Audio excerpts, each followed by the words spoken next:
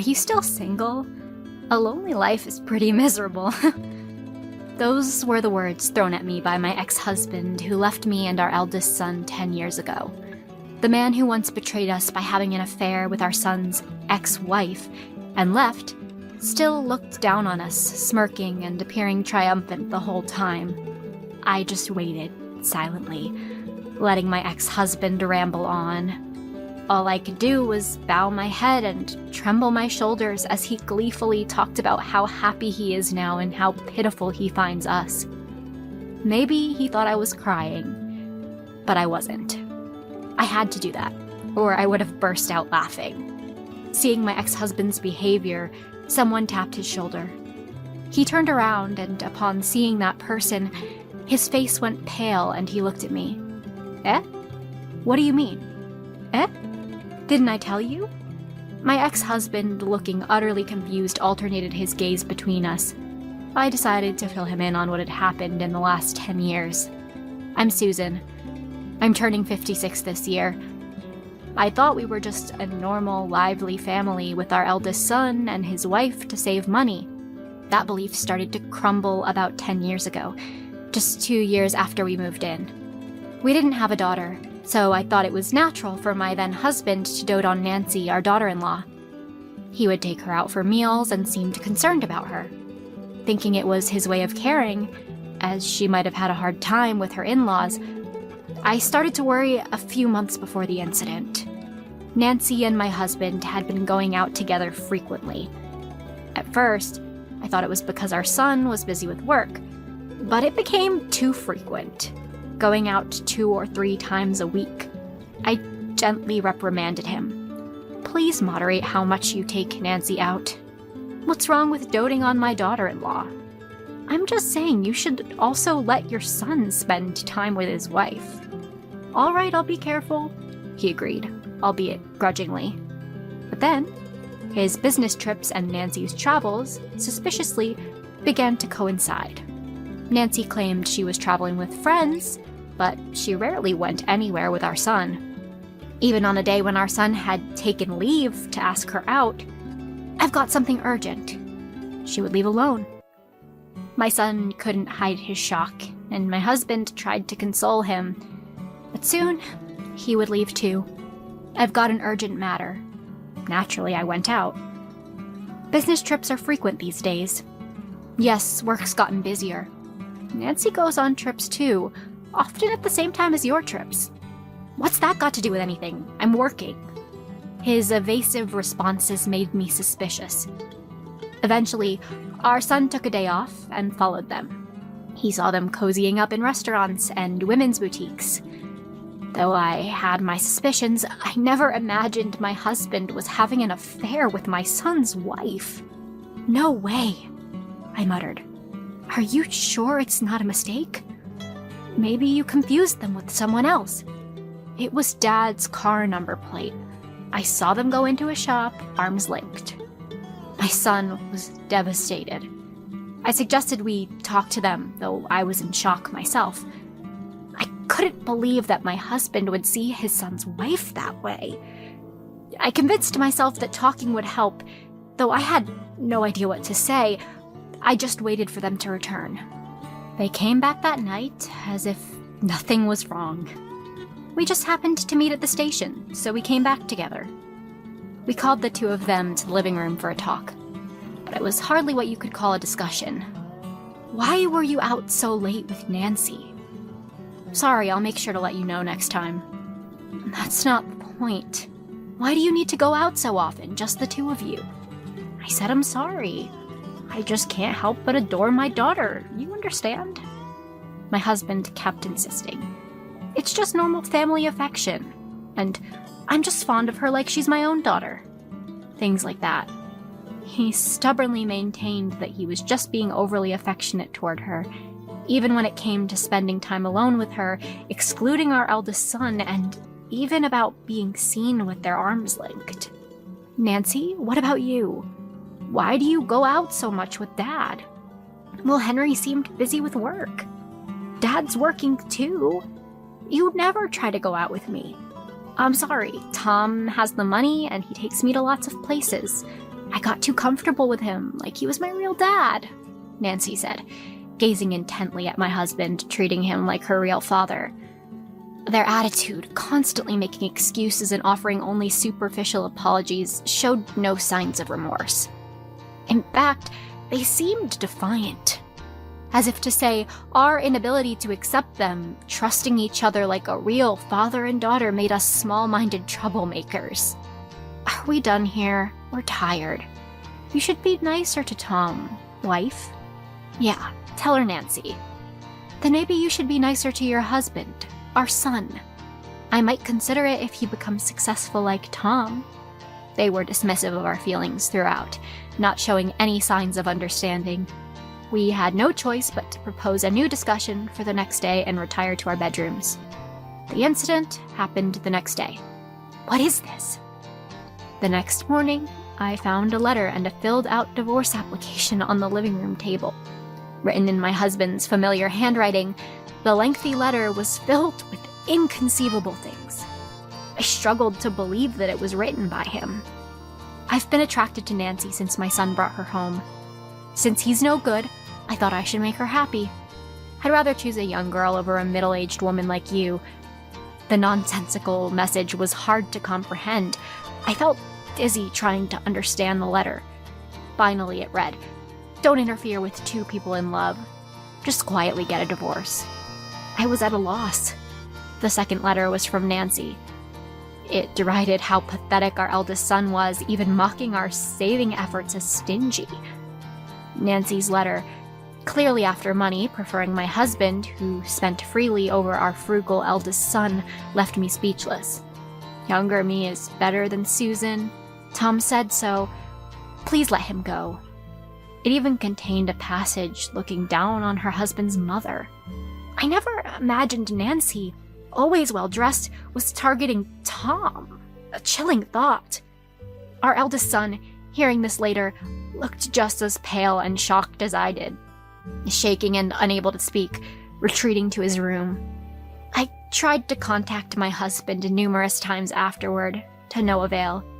He seemed to have taken his savings with him, leaving me with no recourse but to cry myself to sleep. Haunted by the treatment from my husband and Nancy, my family and I lived on. Our turning point came 10 years later, at a certain steakhouse. I had some business and found myself at a high-end steakhouse that day. I planned to have a late lunch there. While relaxing in the calm atmosphere of the restaurant, I heard a voice I could never forget from behind me. Turning around, I saw my ex-husband, who had once eloped with Nancy. He was in a somewhat shabby suit, speaking loudly with the owner, his voice echoing through the restaurant. I thought about confronting him, but before I could, he noticed me and approached. "What are you doing here?" Seeing me sitting alone at a table, he smirked and took a seat opposite me.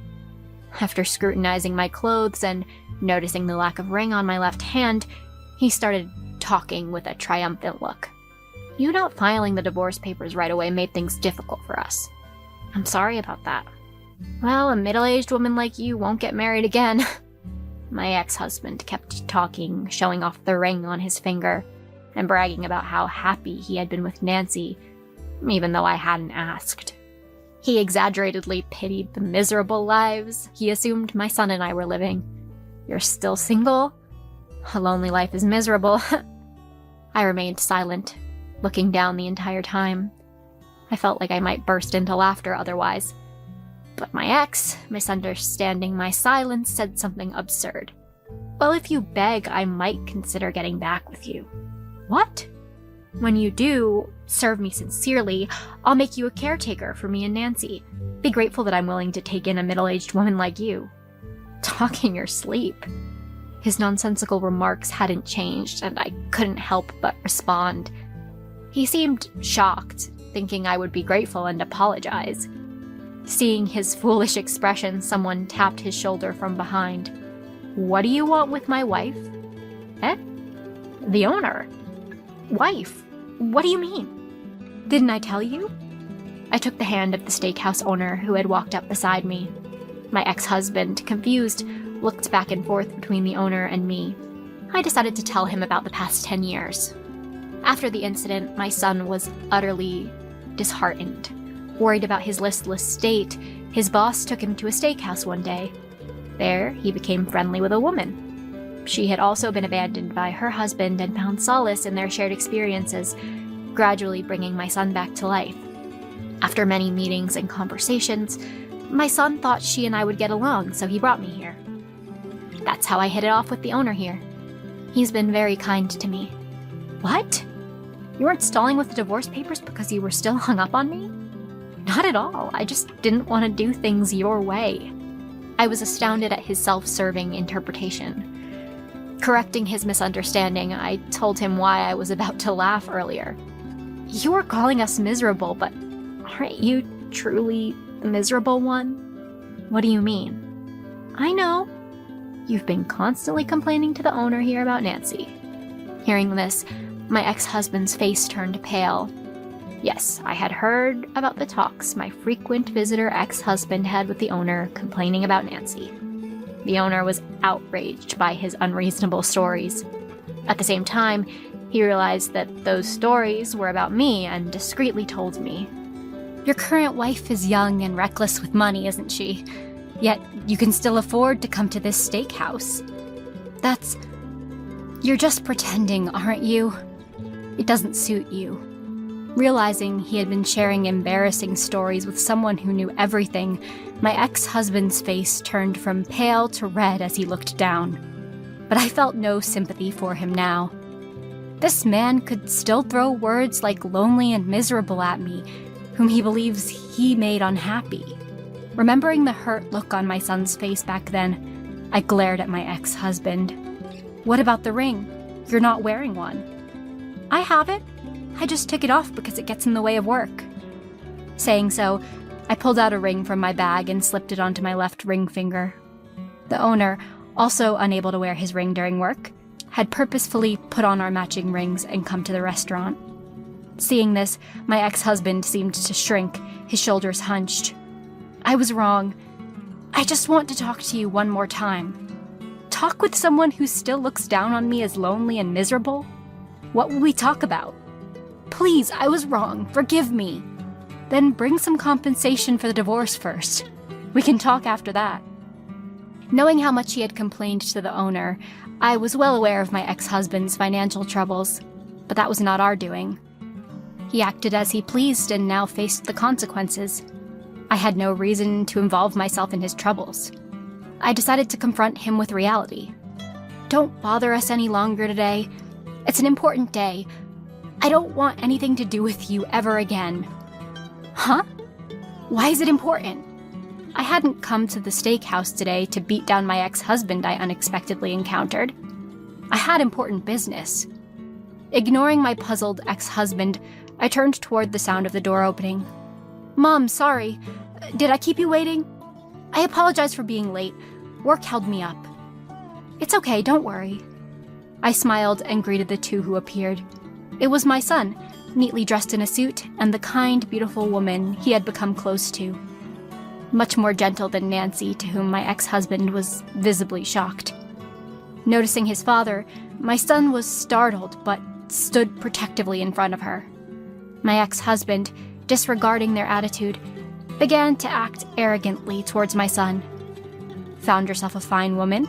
Like father, like son. Who might you be?" "What? Talking to your own father like that?" "My dad is only this owner here." My son, now resolute, confronted my ex-husband. Unhappy with his attitude, my ex-husband tried to assert his paternal rights, but no one here was on his side. Everyone looked at him coldly as my son spoke further. "I don't know a man who elopes with his son's wife." I was wrong. I'll give Nancy back to you." Give back? A woman who chose her husband's father over her husband and made herself unhappy? Don't say that. We were a family. Let's start over. That's impossible. You said you had to make her happy because your son was no good. Do as you please and never involve us again. My son echoed the words my ex-husband had once written in a letter back to him. My ex-husband, flustered and trying to save face, couldn't erase the events of 10 years ago. Fed up with his persistent behavior, I delivered the final blow. "Today is the day we meet her parents. Could you please leave us alone?" At my cold words, his face turned bright red, and he seemed unable to say anything more. Having no place left, he finally turned towards the exit, just as Nancy appeared.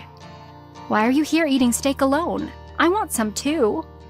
Nancy, whom I hadn't seen in a long time, had changed even more than my ex-husband. It seemed he had spoiled her considerably. Her once youthful skin, marred by her diet, looked older than her actual age. The Nancy who once looked down on me as a woman was nowhere to be seen.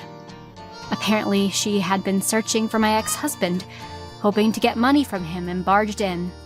Noticing us only after causing a scene and being reprimanded by the owner, Nancy approached the woman beside my son with a rude attitude.